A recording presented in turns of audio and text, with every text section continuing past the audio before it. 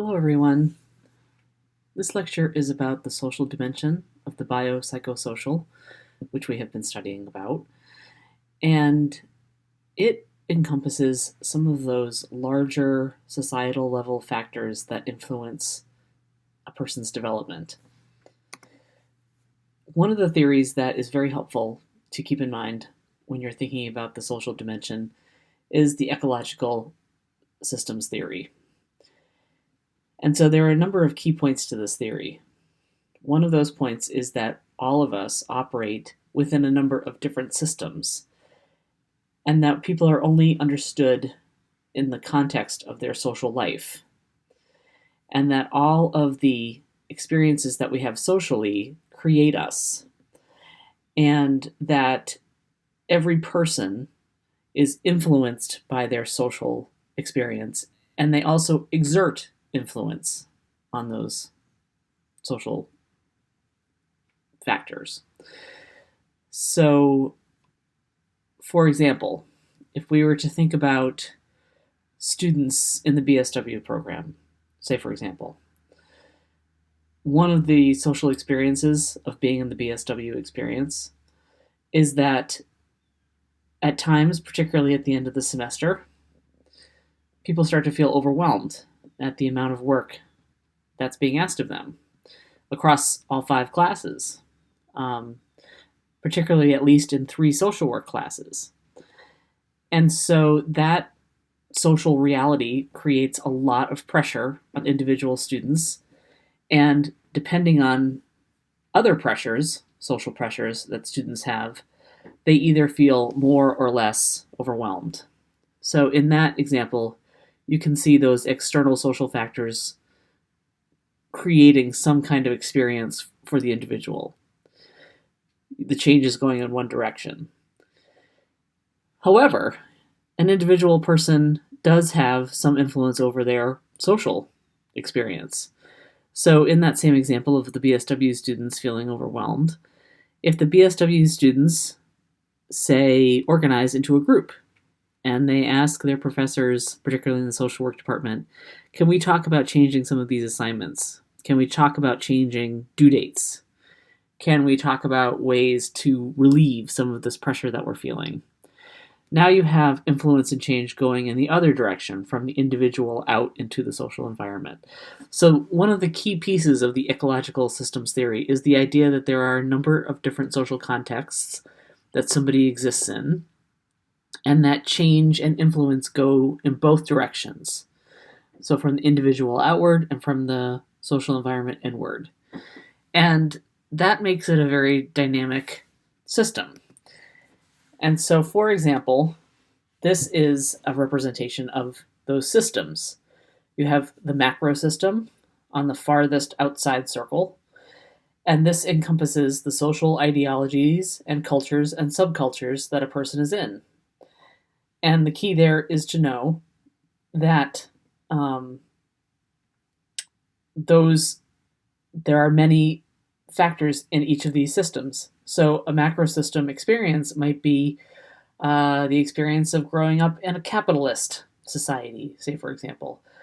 The macro system can encompass things like racism, sexism, homophobia, transphobia,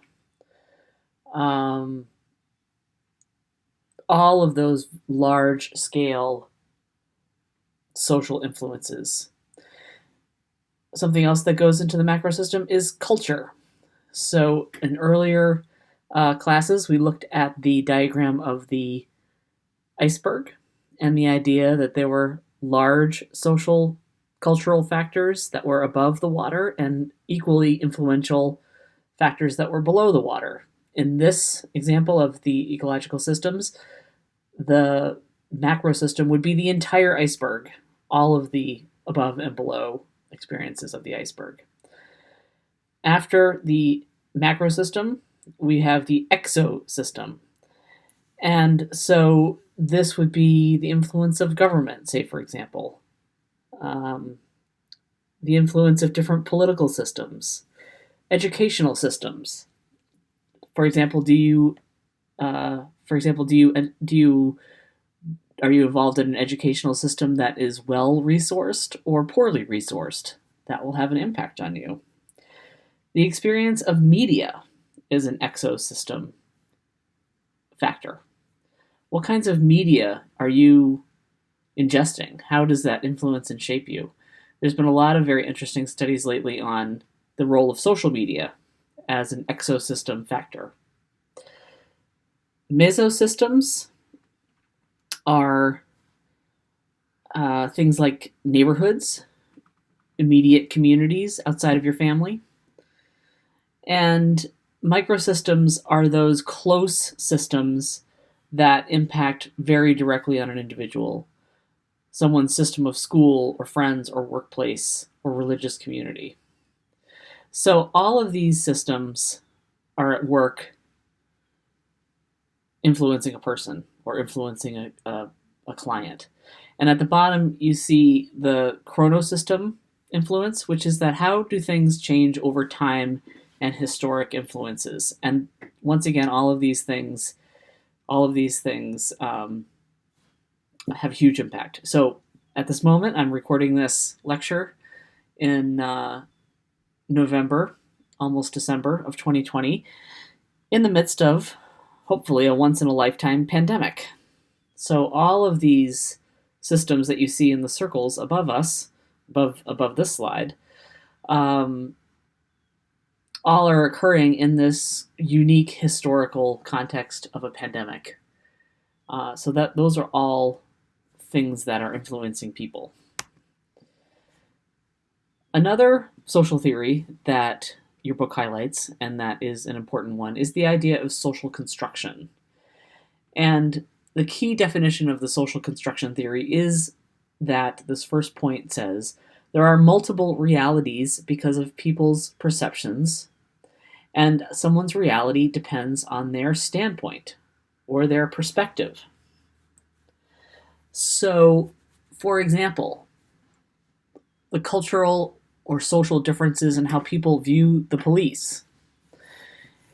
If you are a member of the dominant culture, you might say that if somebody were to ask you to define a police officer, you might say that this is a person who helps someone.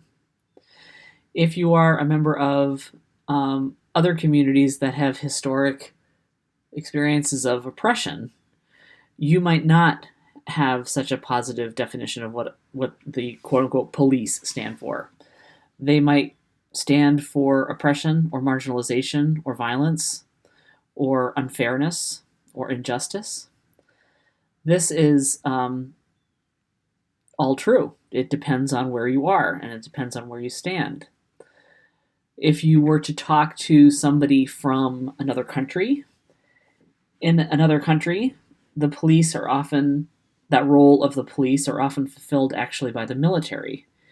And for people coming out of those countries, the idea of calling the police or having the police respond to you is a terrifying prospect, because in some other countries, the military, serving as the police, have been responsible for war crimes and other genocidal kinds of activities. So all of that gets wrapped up in one term, the police, say for example. And they are all true because it depends on where that person stands. And so someone's perspective, using the social construction theory, is shaped by their social identities, their social locations, language and culture, etc. So because there are such a variety of social identities, social locations, languages and cultures, etc., there are a varieties of multiple realities. And the quote-unquote truest way to try to understand reality is to try to put all of the different perspectives together and talk about them. And so this point talks about the example of a story about people and an elephant in a dark room. So I believe this example comes from India, and it talks about putting people in a large pitch black room with an elephant.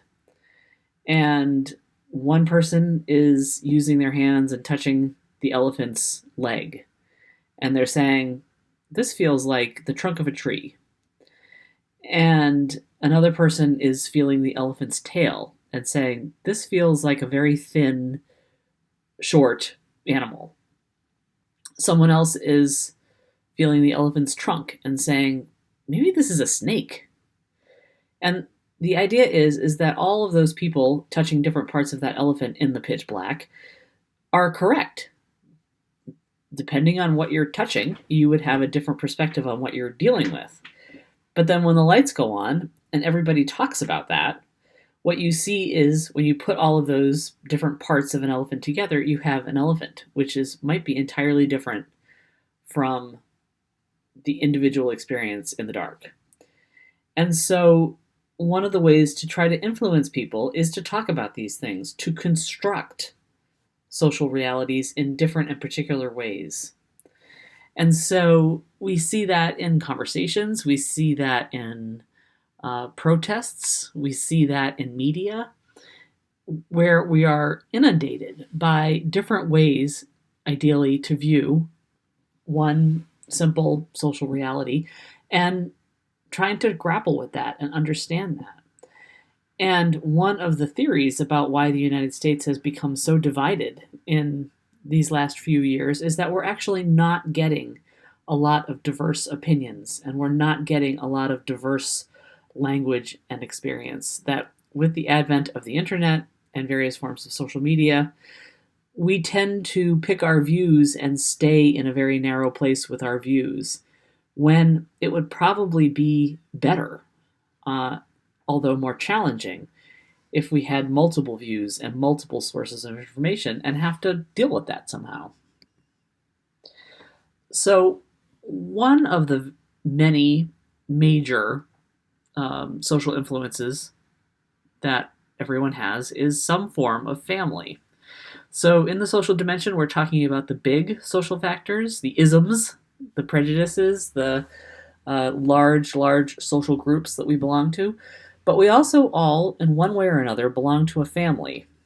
And the NASW, kind of our guiding professional body, identifies a family as a grouping that consists of two or more individuals who define themselves as a family and who over time assume those obligations to one another that are generally considered an essential component of family systems. So one of the important things to realize about this definition is that there's no mention of biology.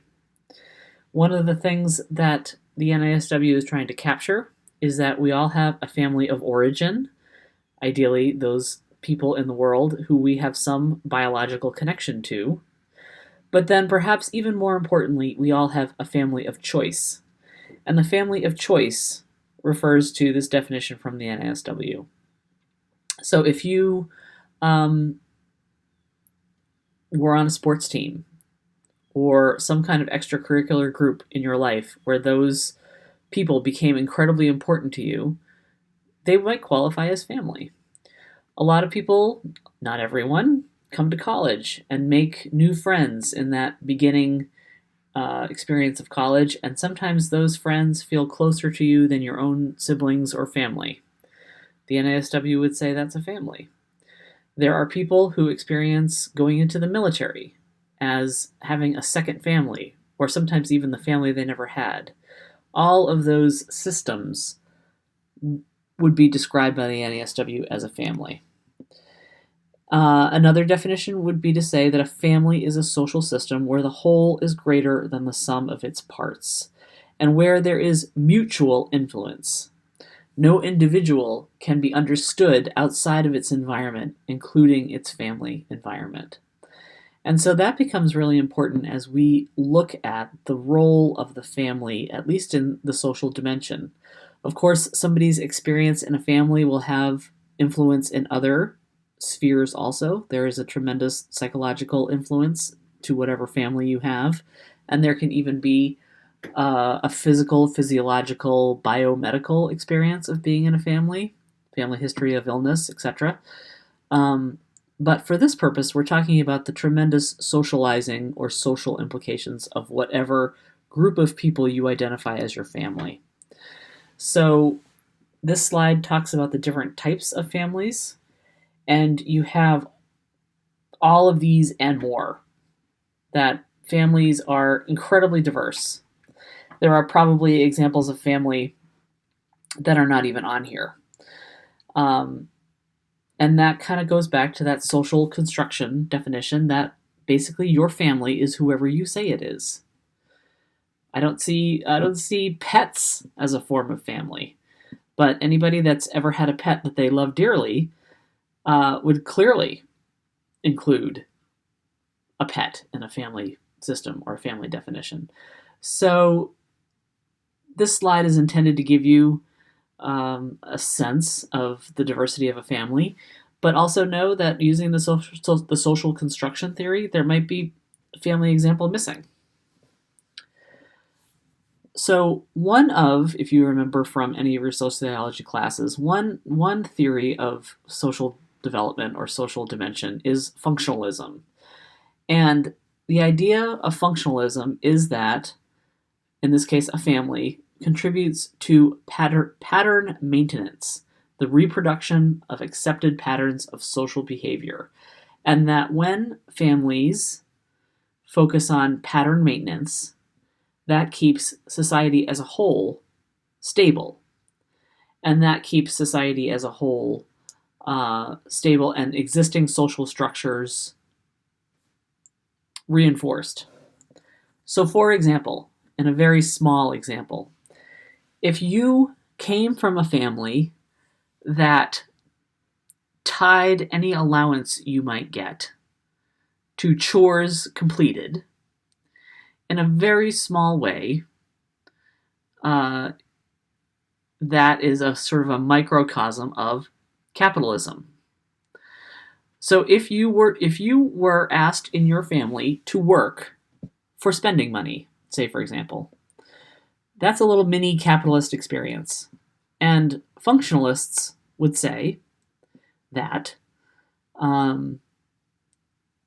that is one way that the larger social structure of capitalism gets reinforced.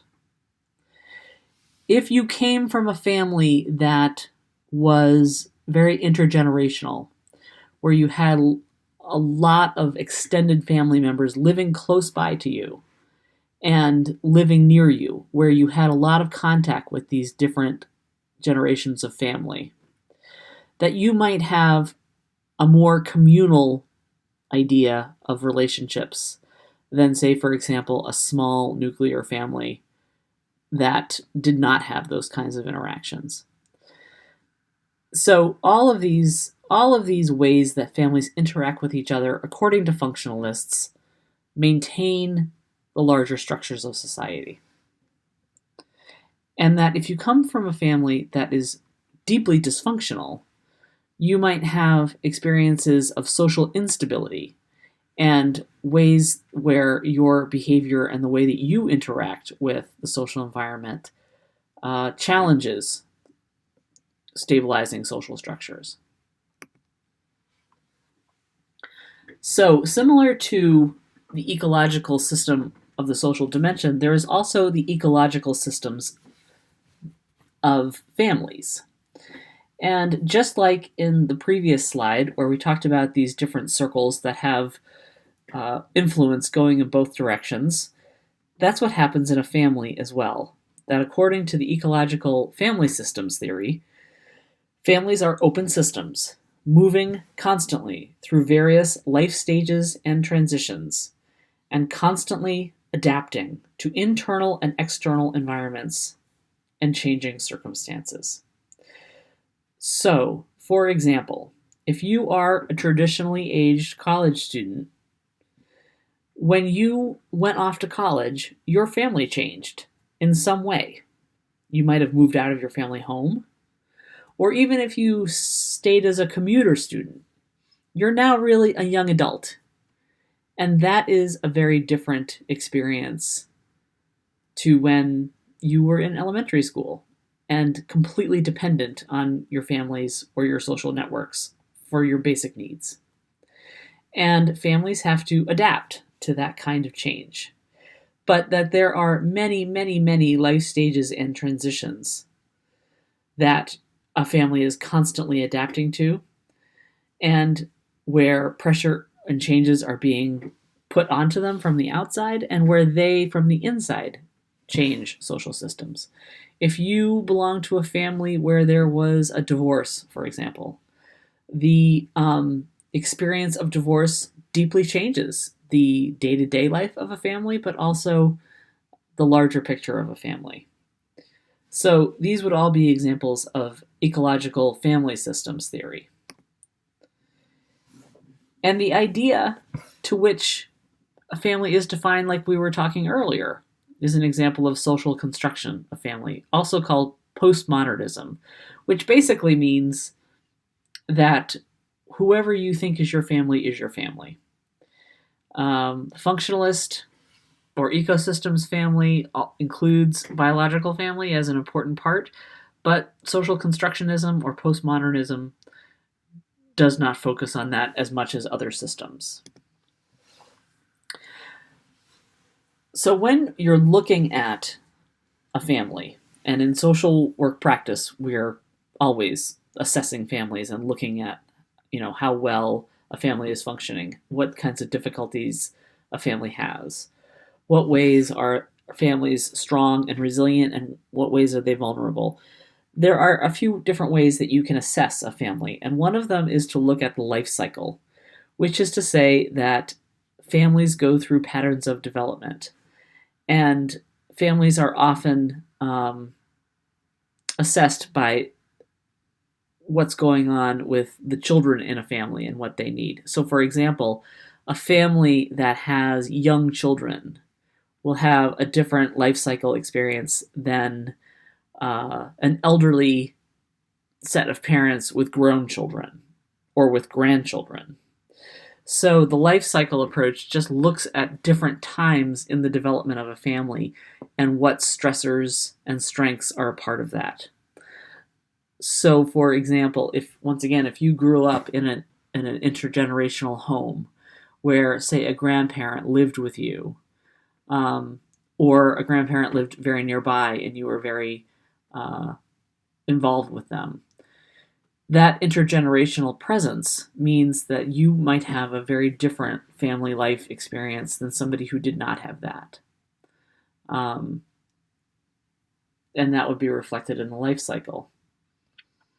And the life course approach is similar, but it also looks at the changing structure of families and what those needs are and what those goals are. So, for example, in the life course experience, you might see families who have a lot of financial stress when kids are young because the cost of daycare and preschool and things like that is really enormous. And you might compare that with the economic stability, say, of a family where the children have grown up and they've moved out. It might be that parents in that experience are more financially stable because they have to spend less money on their kids, hopefully. But then again, that's not always true. So there's the life cycle and the life course. So in addition to families, you could look at the groups that people belong to. And that groups are an example of a cohort of some kind. So that might be a family, or that might be kids at grade level, or that might be somebody who is in the Boy Scouts or the Girl Scouts, or a group might be your community, your immediate neighborhood. And that these groups all interact with each other and influence with each other. And most importantly, a group defines itself as a group. So think maybe, for example, of religious affiliation. That might be a group that you look at and say, I belong to that group. And that groups are interdependent, meaning that there's a lot of networking and sort of a web of dependency that an influence that happens as a result of being in that group. A group can come together to try to accomplish a goal or a need. So, for example, if you were to think about some of the protests that we've seen in the country as a result of police brutality in the last few months.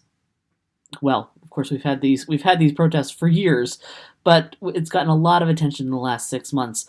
You could say that groups that come together to protest are trying to accomplish a goal or fulfill a need, and that these groups are often influenced by a shared set of rules and norms. So, say, for example, a classroom. If you're sitting in a classroom, or in a very strange 2020 pandemic kind of way, sitting at home on Zoom, there are a set of rules and norms that are expected of you being a part of that group. So, for example, if you're sitting in a classroom, it might be a spoken or an unspoken norm that people take turns when they talk. If you're sitting in a Zoom class, the idea might be a shared norm. It might be that everybody mutes their mic until they try to talk and then they unmute. So these are all ways that groups influence us, and we influence the group. So obviously a group can be a large or small number of people. They can be a voluntary or an involuntary group. If you belong to some kind of extracurricular group, that might be obviously a voluntary group that you do through school or through the community. An involuntary group might be something like a court order or a DCF order. A group can be a deliberate group, meaning that there's a formed group that happens. So somebody says, come join student government if you want, we're a great group. Or they could just be sort of a naturally occurring group. A group of people that get together in a dorm, for example. A group can be a task group. So every time that your social work professor puts you in a breakout room, or if you're in a classroom, sets you aside to be in a group, usually there is a task that is being asked of you. A group can be a growth group, meaning that it's just kind of an experience of enrichment to be a part of a group. Or a group can be treatment-oriented, and those groups are usually led by a trained group leader. Any group in social work, particularly, can be time-limited or just ongoing, and a group can be open or closed.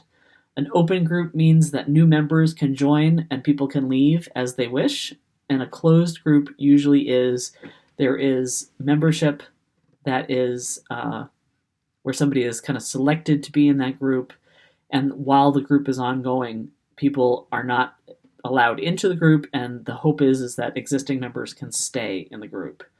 And so you will have an entire class about groups and group structure, so we won't spend a lot of time talking about that now. But it's a very, very common modality of social work practice to run a group of some kind. And so you might run a group where the members are family members, or you might run a group in a school, or you might run a group in a hospital, or you might run a group in some kind of community mental health setting. But groups are really powerful, and social work practice really relies a lot on the power of the group, because social workers as a whole really see the social dimension of groups as important in the development of a client or a community.